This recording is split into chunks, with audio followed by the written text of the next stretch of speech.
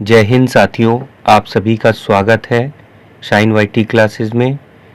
अपर निजी सचिव भर्ती के लिए हिंदी शॉर्ट हैंड की 80 शब्द प्रति मिनट गति से डिक्टेशन 10 सेकंड में शुरू होगी। डिक्टेशन 5 मिनट और शब्द 400 होंगे।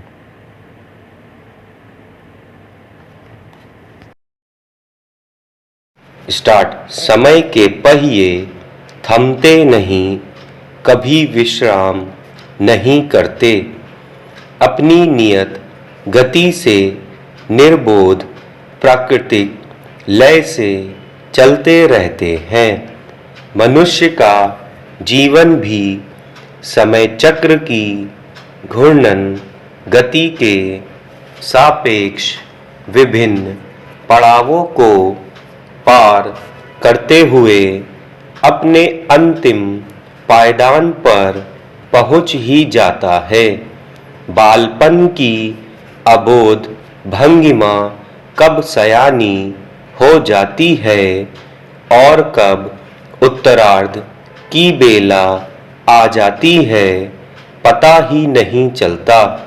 जीवन का हर पड़ाव महत्वपूर्ण है और स्मृतियों का खजाना भी, जिसमें कुछ खट्टी तो कुछ मीठी यादों की गठरी सहेज कर रखी जाती है, जो बीते बचपन, छुट्टी, युवावस्था और साथ चलते पके बालों की उम्र को भी साधने का काम करती है। 5 दशक पहले गांव, कस्बे और छोटे शहरों का बचपन आज के बचपन से बिल्कुल अलहदा था।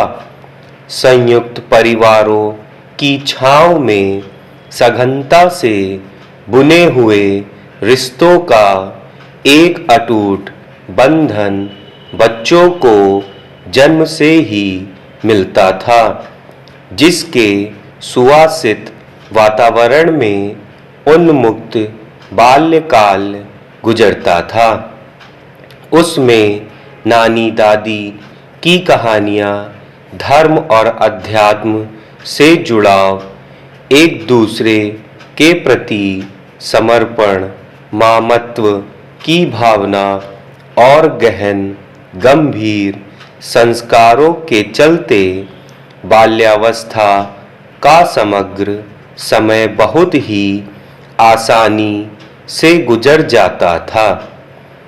इसके ठीक विपरीत आज बच्चों के बचपन को समय के पहले ही खत्म किया जा रहा है। भावुकता का स्थान यांत्रिकता ने ले लिया है। यही कारण है कि परिवार और रक्त संबंधियों के बीच भी भाव भरे रिश्तों का नितांत अभाव देखा जा रहा है। छोटी छोटी बात पर आपसी संबंधों में तुरंत कटुता पैदा हो जाती है। मनमाफिक काम न होने पर बच्चों से लेकर बड़े तक आपा खो देते हैं। जैसे जैसे भौतिक सुखों और सुविधाओं का लाभ लोगों को मिलने लगा है, उसी अनुपात में आत्महत्याओं की संख्या का ग्राफ भी बढ़ा है।